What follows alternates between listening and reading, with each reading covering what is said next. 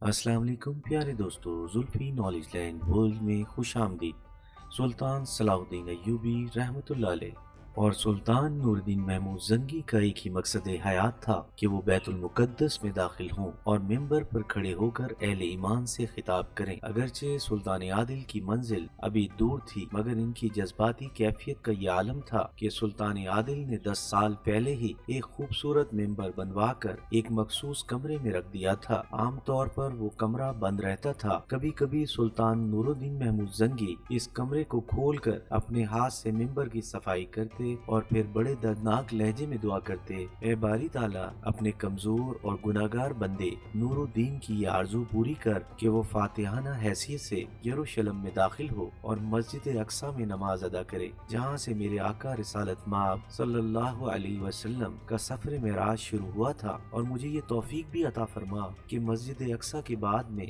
मस्जिद उमर में नमाज अदा करूँ। वाज़ेह रहे कि खलीफा सानी हजरत उमर फारूक रज़ी अल्लाह तआला अन्हु ने इंसानी खून का एक कतरा बहाए बगैर बैतुल मुकद्दस फतह किया था। बाद में अहले ईमान ने निशात के तौर पर मस्जिद उमर की तामीर की थी।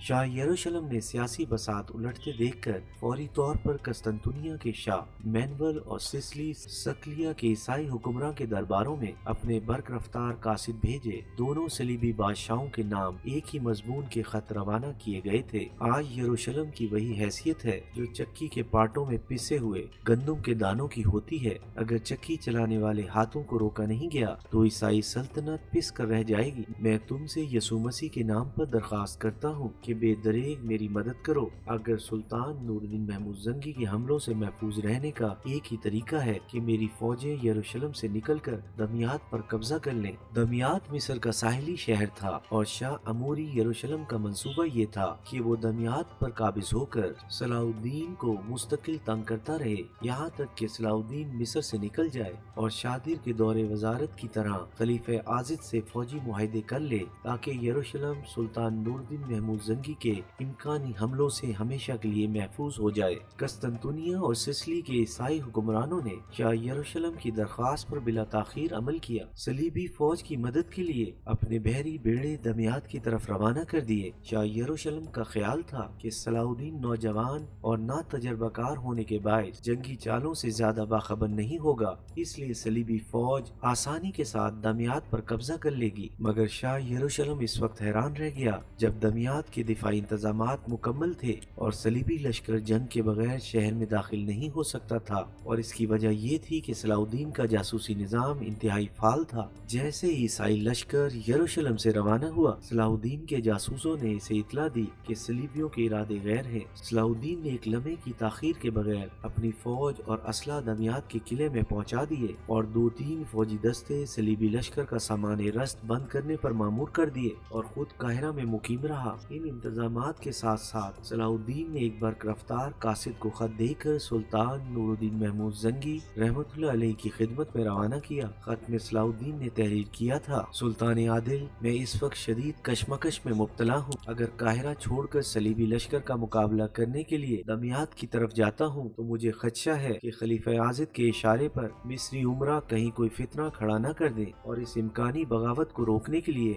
काहिरा में ठहरता हूँ तो दमियात सलीबियों के कब्जे में चला जाएगा। मेरे लिए दुआ कीजिए कि हक ताला मुझे इस मुश्किल से निकाल दे। सलाहुद्दीन का खत पढ़कर सुल्तान नूरुद्दीन महमूद जंगी के चेहरे पर अजीब सा रंग उभर आया। फिर बड़े जज्बाती लहजे में कहा, तुम तो मेरी आखिरी उम्मीद हो, हक ताला तुम्हें मायूस नहीं करेगा। इसके साथ ही सुल्तान नूरुद्दीन महमूद जंगी ने मुंतखब जाबाजों का एक लश्कर दमियात की तरफ रवाना कर दिया। इसके कुछ दिन बाद दूसरा लश्कर, फिर तीसरा, फिर चौथा।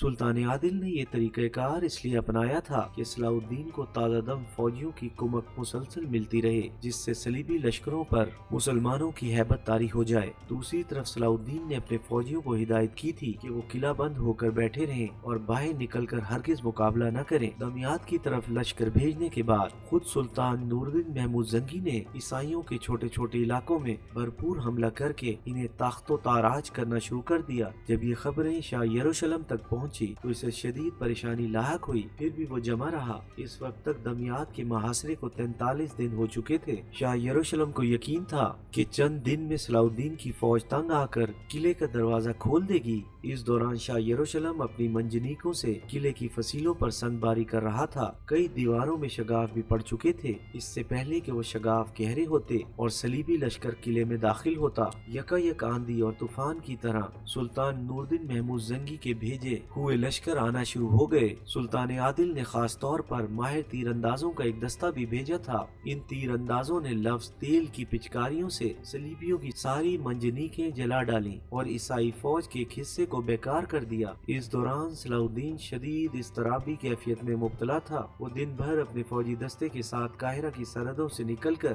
گشت کرتا رہتا اور پھر سورج غروب ہونے سے پہلے قصر و خلافت لوٹ آتا۔ اس کے بعد وہ ساری رات جاگ کر اپنے خالق کے سامنے سجدہ ریز رہتا اور اس قدر روتا کہ اس کی داڑھی آنسوں سے تر ہو جاتی۔ وہ بس ایک ہی دعا مانگتا، اے علیم و خبیر، تو خوب جانتا ہے کہ میں تاج و تخت کا خواہ نہیں، میری تو ایک ہی خواہش ہے کہ پرچم اسلام ہر حال میں بلند رہے۔ اگر میرے ہاتھ اس پرچم کو اٹھانے کے قابل نہیں تو پھر کسی دوسرے علم بردار کو بھیج دے اور اپنے نام لیواؤں کو غلبہ عطا فرما۔ شاہ یروشلم کو ناکام و نامراد تو واپس جانا ہی تھا، مگر اللہ نے صلاح الدین کی دعاؤں میں وہ تاثیر پیدا کی کہ آفت آسمان نے صلیبی لشکر کو گھیر لیا۔ پہلے موسلادھار بارش شروع ہوئی جو کئی دن تک جاری رہی، یہاں تک کہ صلیبیوں کی لشکرگاہ پانی میں ڈوب گئی۔ ان کے گھوڑے، ہتھیار اور سامان رست اس سیلاب میں بہنے لگا۔ ابھی شاہ یروشلم اور اس کے سپاہی سنبھلنے بھی نہیں پائے تھے کہ یکایک خوفناک آندھی چلنے لگی۔ ہوا کے جھکڑ اس قدر طوفانی تھے کہ عیسائی فوج کے خیمے اکھڑ گئے۔ قسطنطنیہ اور سسلی کے بحری بیڑے تباہ ہو گئے۔ بے شمار فوجی اپنے ہلاکت خیز انجام کو پہنچے۔ جب شاہ یروشلم واپس جا رہا تھا تو اس کی آنکھوں کے سامنے ایک لرزہ خیز اور عبرتناک منظر تھا۔ عیسائی فوجی جو صلیب کی قسمیں کھا کر دمیات کو فتح کرنے آئے تھے، ان کی بے گور و کفن لاشیں پانی میں تیر رہی تھیں اور مردہ خور پرندوں کے غول کے غول اس طرف پڑ رہے تھے۔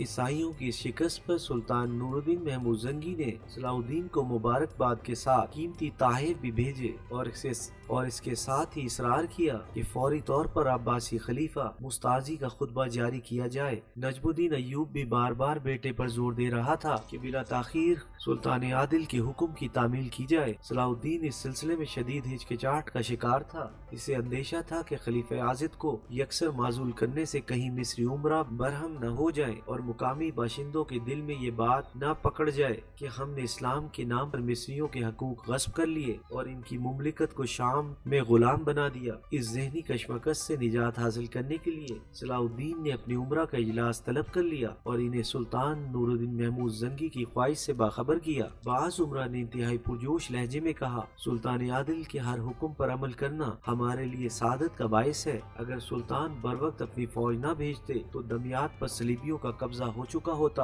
اور پھر اللہ ہی جانتا ہے کہ ہم کس انجام سے دوچار ہوتے۔ کچھ عمرہ نے صلاح الدین کی تائید کی کہ اس طرح فتنہ و فساد کا خطرہ ہے۔ آخر ایک شخص امیر العالم اپنی جگہ کھڑا ہوا اور صلاح الدین کو مخاطب کر کے کہنے لگا، یہ کام مجھ پر چھوڑ دیں۔ تمام لوگوں نے امیر العالم کی طرف حیرت سے دیکھا۔ وہ 567 محرم کا مہینہ تھا۔ قاہرہ کی جامع مسجد میں تمام عمرہ نماز جمعہ کے لیے موجود تھے۔ اس سے پہلے کہ خطیب اپنا خطبہ شروع کرتا، امیر العالم نمازیوں کی اگلی صف سے تیزی کے ساتھ اٹھا اور ممبر پر چڑھ گیا۔ پھر اس نے بڑے پرسوز لہجے میں حمد و نعت پڑھی۔ اس کے بعد عباسی خلیفہ مستعصی کی درازی عمر اور بلند اقبالی کے لیے انتہائی مؤثر دعا کی۔ تمام لوگ خاموش بیٹھے رہے۔ صلاح الدین بار بار نمازیوں کی طرف دیکھ رہا تھا۔ کسی کے چہرے پر ناگوار رد عمل کا اظہار نہیں ہو رہا تھا۔ پہلا مرحلہ سلامتی کے ساتھ گزر گیا تو صلاح الدین نے سرکاری طور پر یہ حکم جاری کر دیا، ملت اسلامیہ کے اتحاد کے لیے ضروری ہے کہ تمام ریاستیں ایک ہی خلیفہ کے زیر اثر ہوں۔